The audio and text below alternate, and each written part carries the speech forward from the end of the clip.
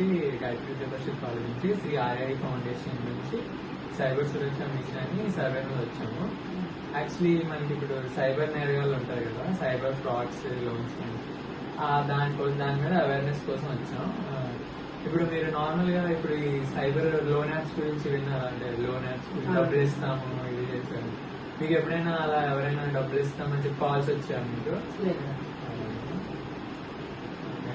ఇప్పుడు మీకు నార్మల్ గా వీటి గురించి అవగాహన ఉంది కదా, నార్మల్ గా ఇలా ఓటీపీ షేర్ చేస్తే డబ్బులు పోతాయి ఇలా అని.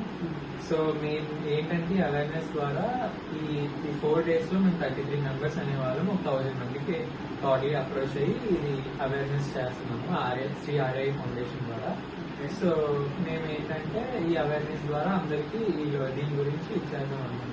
దీనికి actually cyber help line number ఉంటుంది, అది మీకు తెలుసా? ముందుగా నంబర్ ఒకటి ఉంటుందని. ఆ నంబర్ యాక్చువల్లీ ఆ సైబర్ హెల్ప్ లైన్ నంబర్ వచ్చేసి 1930.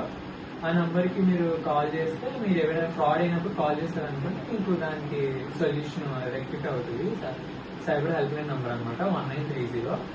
సో దానివల్ల మీ ఏమైనా ఫ్రాడ్స్ ఫ్యూచర్ లో జరిగితే అది అవుతుంది. సో దాని